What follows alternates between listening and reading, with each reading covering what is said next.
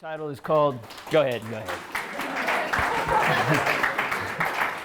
My title is Urban Fire and Exploration of Brush Fires from 2000 through 2013 in Tucson, Arizona. And these are some of the data sources and collaborators for the project. Pima County, City of Tucson, Tucson Fire Department. Special thanks to Buffalo Grass Coordination Center for providing me the idea for this project. Of course, all of y'all. So tonight we're going to go over the purpose. I'm going to give you an idea of why we need to know where these are. I'll show you a map of the study area, some of the methods I used. I'll show you my results, and then I will discuss them and present some conclusions. So the purpose of this project was to analyze geographically the distribution of brush fires in the city of Tucson from 2000 through 2013. So what is a brush fire? The word is kind of jargon. I didn't really hear like what a brush fire is until before I came to Tucson. It's jargon that's used to describe a type of wildfire that occurs in a woody, grassy savanna fuel type, characterized by light aerated fuels such as cured grasses and small diameter woody material, litter and duff that accumulates on the forest or desert surface over time. They are typically more intense and fast moving since the fires are typically fuel driven rather than weather driven. Canopy fuels are consumed rapidly and almost completely during a brush fire event. And brush fires in bunch grasses such as buffalo grass tend to have very long flame lengths, which can be longer than 5 meters under intense conditions. This is just an example of something rural Metro had to deal with last year. So in the city, you may see something like this, smoldering ground fire, or something like this is close up, probably in the mop-up phase. You know, the flaming front's already passed. They've dumped thousands of gallons of water on it. It's still smoking. This example's from Australia. You can see that even under the slightest wind conditions, these guys really get up and go. Here's a post-fire picture. Like I said, almost complete consumption of canopy fuels less than an inch in diameter. And here's an example from Saguaro National Park, a brush fire. I don't have any information other than that. It comes from the park. And it's cool because it's at night. So here's a video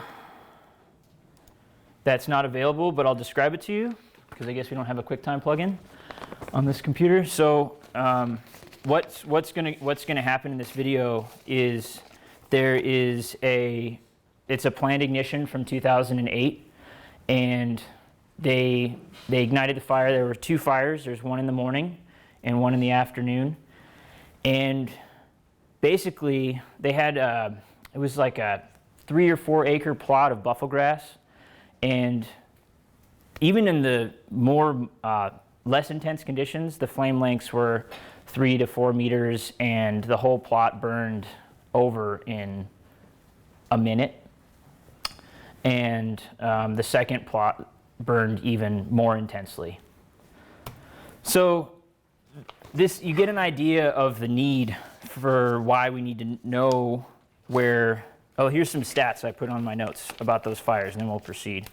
So in the burning conditions during that project, temperatures in the burn area were in excess of 1,300 degrees Fahrenheit.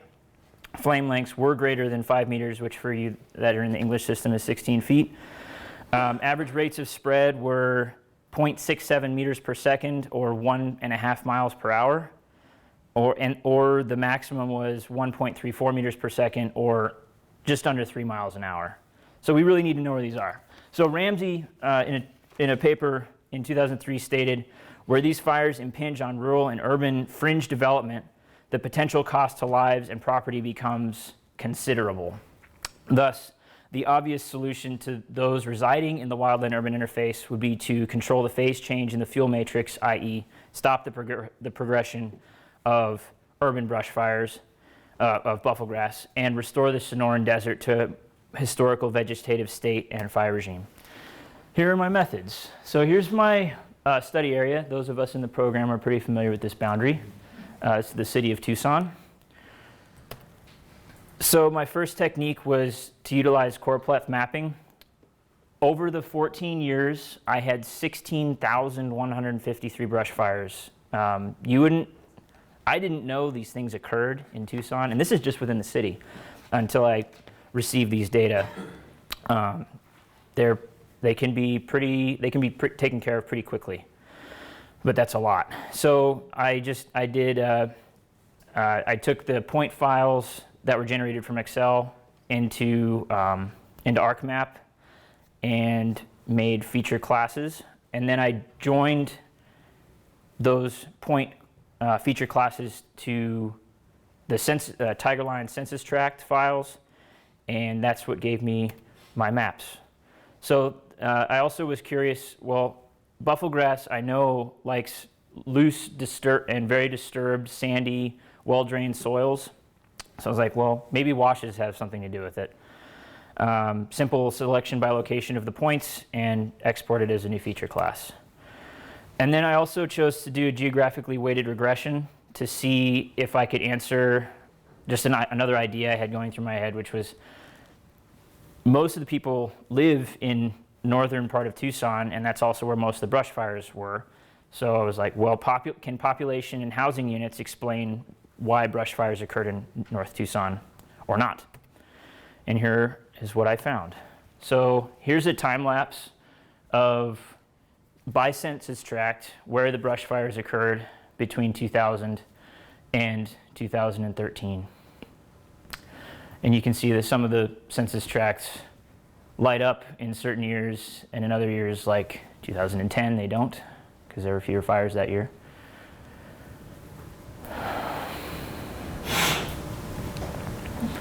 And then it just repeats and repeats.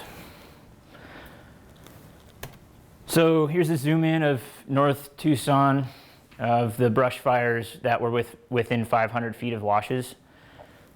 And there were 11,000 of the brush fires. This is all 14 years. 11,000 of these brush fires occurred within 500 feet of a wash as designated by Pima County. Here are my results from the geographically weighted regression. I want to mention that these years do not have the same mean, so they're not being compared to each other. The standard deviations are just for each of an individual year. So, discussion and conclusions. The choropleth mapping technique is a good technique to visualize brush fires in the city. It showed where some hot spots of brush fire activity are and may continue in the city. It's very good at showing change over time. So this census tract here and this census tract here came up quite often, and that's west of downtown on the Santa Cruz River and Kinnison Wash, respectively. So issues with the 500-foot mark, the majority of fires were within 500 feet of the washes, but what does this really tell us? It measured all the washes, even those that were paved over or subsurface. So all of these were included in the analysis. There were like 10 fires that occurred in the middle of the intersection at Alvernon and Grant, which we know it probably wouldn't be burning because it's paved. So in future analysis, it may be best to only analyze large surface washes. However, even the slightest water source can facilitate combustible fuel types and the growth and proliferation of bufflegrass. So the GWR showed that housing units and population do not explain why brush fires occurred where they did. This was an ineffective model. Even in 2000, when more brush fires occurred, the results were clustered, and in 2010, there was no statistical significance using a global Moran's spatial autocorrelation report. The p-values were too high.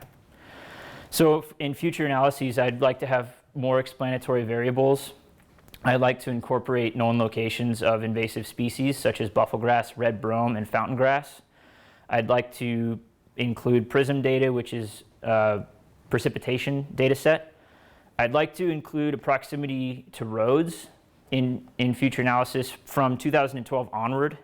And I say only from 2012 because obviously I have this huge data set, but up until July of 2012, the city of Tucson recorded their brush fires as addresses.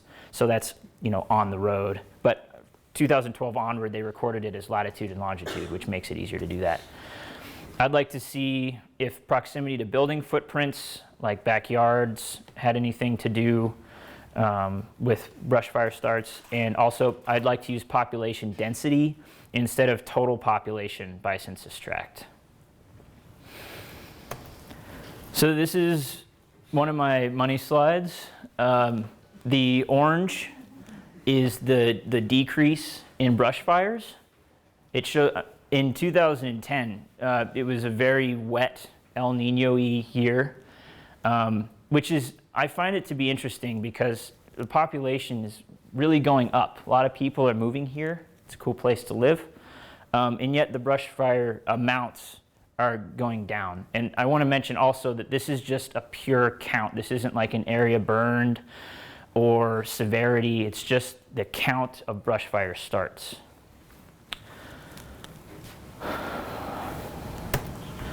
So we can speculate why the decrease in brush fires.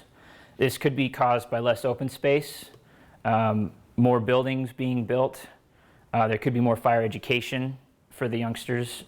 Maybe fewer people playing with matches out in the washes. And also more precipitation. As I mentioned, 2010 was a very wet year, and I can tell you this by experience. When I worked for the Kaibab National Forest in 2009, there were a substantially larger amount of initial attacks we responded to as opposed to 2010. So in review, I gave you my purpose, which was just to take this data set from the city of Tucson and put it up on a map and, and see where it was. I gave you the need. It's good to know where this stuff is because if there's a high population of invasive grass right outside your back door, you might want to know what to do about it. I showed you my study area and showed you my methods, my results, and conclusions. And that's it.